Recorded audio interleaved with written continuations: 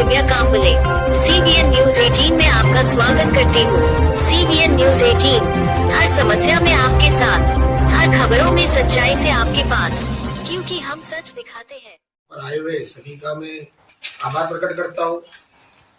विषय ऐसा है कि मेरी सौभाग्यवती सोनी संतोष बारसे, इन्होंने दिनांक 6/9/2022 को एक भुसौल नगर पालिका में अर्ज दाखिल किया था। अर्ज दाखिल करने का विषय ये था कि नगर पालिका भुसौल में बोगस पुलिस चरित्र पड़तालनी लगाकर सफाई कर्मचारी की नौकरी ली गई थी।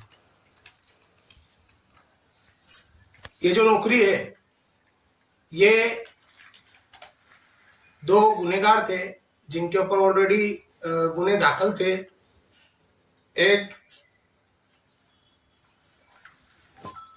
आकाश राय सिंह पंडित और दूसरा धर्म सिंह राय सिंह पंडित।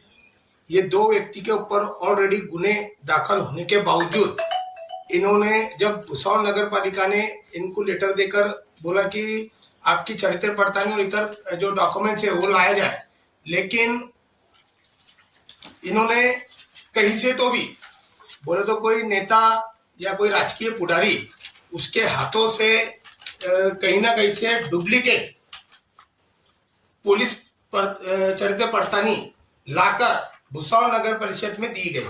फिर बाद में जो अर्जदार सोनी संतोष बारसे, इन्होंने जब वहां पर अर्ज दाखिल किया तो 6/9/2022 को भुसौल नगर परिषद ने माननीय पुलिस अधीक्षक जलगांव, माननीय पुलिस निरीक्षक बाजारपेट पुलिस स्टेशन साहेब, माननीय पुलिस निरीक्षक शहर पुलिस स्टेशन को एक पत्र लिखा जो 13/9/2022 को भेजा गया।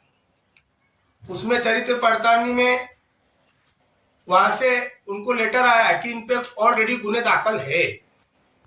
पूर्वोक्त तथ्यों और परिस्थितियों को ध्यान में रखते हुए विद्वान खंडपीठ और विद्वान एकल न्यायाधीश दोनों ने इस आधार पर प्रतिवादी की सेवाओं को समाप्त करने, आदेश को रद्द करने और रद्द करने में स्पष्ट रूप से गलती की है। महत्वपूर्ण तथ्यों को छिपाकर और झूठी घोषणा दाखिल करके नियुक्ति प्राप्त करने का अनुचित बहाली का आदेश पूर्ण तथा अस्तर एवं अनुसूचित है। तो मेरा कहने का मतलब यह है कि जो व्यक्ति ने नौकरी हासिल की उन पे ऑलरेडी गुने दाखिल है, इतना बताने के बाद भी उन्होंने चरित्र पड़ताल में ऐसा लिखा गया है कि हमारे पे एक भी गुने नहीं है, और ऐसा बोलकर उन्होंने सफाई कर्मचारी की नौकरी ली और नौकरी लेने के बाद उनको वापिस से समाविष्ट करना, ये बहुत ही गलत है। मेरी अर्जदार के माध्यम से ये है कि भुसौल नगर पालिका ने दोनों ही अपराधियों पर गुना दाखिल करना चाहिए, 420 का और शिस्त भंग का। और जितनी भी दिन इन्होंने काम किया है, जो उन्होंने भुगतान लिया है, उन्होंने ब्याज सहित नगर परिषद को पैसे जमा करना चाहिए, रिटर्न देना चाहिए, और उनको भुसौल नगर पालिका ने बरतरफ करना चाहिए। और बरतरफ करने के बाद अगर बरतरफ नहीं करती है सोमवार तक, तो मैं मंगलवार को अर्जदार के साथ मैं हाईकोर्ट में इसकी याचिका दाखिल करने वाला हूं। इसमें जो भी लोग शामिल है या जो इनकी मदद की है वह, उन पे भी मैं याचिका दाखिल करने वाला हूं। भुसौल नगर परिषद मुख्य अधिकारी साहब और प्रशासक श्री पाटिल साहब, इनसे मेरी हाथ जोड़ के विनती है कि उन्होंने दोनों कर्मचारियों पर शिस्तभंग व 420 की गुना दाखिल करना चाहिए। और अगर वो गुना दाखिल नहीं करते तो मैं याचिका के माध्यम से ये दोनों लोगों पर गुना दाखिल करने वाला हूं। तो चरित्र पड़तालनी जो वहां पर नगर पालिका में जो दी गई, वो कहां से लाए, कौन से नेता ने, कौन से राजकीय पुजारी ने उनको ये बनाकर दिया डुप्लीकेट। सबसे पहले तो जब ये उसके बाद में 1/12/2022 को भुसावल नगर पालिका ने ये दोनों ही भाइयों को निलंबित किया और इनका प्रस्ताव जिलाधिकारी साहब इनके पास भेजा। रूल के हिसाब से इस पे उनके ऊपर 420 का गुना दाखिल होना चाहिए था कि इन्होंने चरित्र पड़तानी कहां से लाए। इनको निलंबित किया गया। निलंबित करने के बाद कोई राजकीय पुजारी के कहने पर भुसावल नगर परिषद ने उन्हें उसमें से आकाश राय सिंह पंडित को वापिस काम पर 28/10/2023 को एक भाई को लिया गया। तो उसे किस आधार पे लिया गया इसका भी खुलासा होना चाहिए, क्योंकि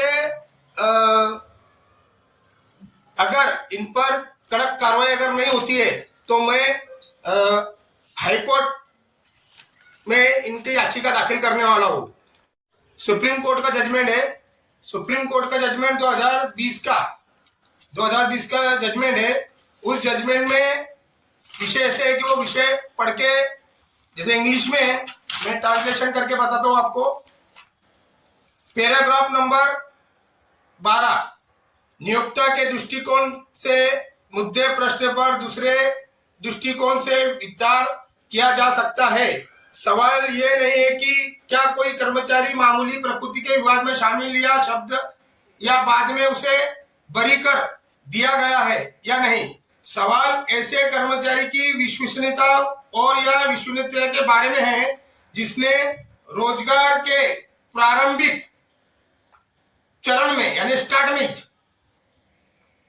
यानी घोषणा बोले तो सत्यापन प्रस्तुत करते समय, यानी घोषणा पत्र पे इन्होंने लिखा हुआ है करते समय, और यह किसी पद के लिए आवेदन करते समय झूठी घोषणा की और यह खुलासा नहीं किया और यह दबाया या किसी आपराधिक मामले में शामिल होने के भौतिक तथ्य यदि सही तथ्य बताए गए होते तो शायद नियोक्ता उन्हें नियुक्त नहीं करता। फिर सवाल विश्वास का है। इसलिए ऐसी 24 स्थिति में जहां नियोक्ता को लगता है कि कर्मचारी जिसने प्रारंभिक चरण में ही गलत बयान दिया है और यह भौतिक तथ्यों को खुलासा नहीं किया है और यह भौतिक तथ्यों को छुपाया है और इसलिए उसे सेवा में जारी नहीं रखा जा सकता है, क्योंकि ऐसे किसी कर्मचारी पर भविष्य में भी भरोसा नहीं किया जा सकता। नियोक्ता को ऐसे कर्मचारी को जारी रखने के लिए मजबूर नहीं किया जा सकता। ऐसे कर्मचारी को जारी रखना है या नहीं इसका विकल्प हमेशा नियोक्ता को दिया जाना चाहिए।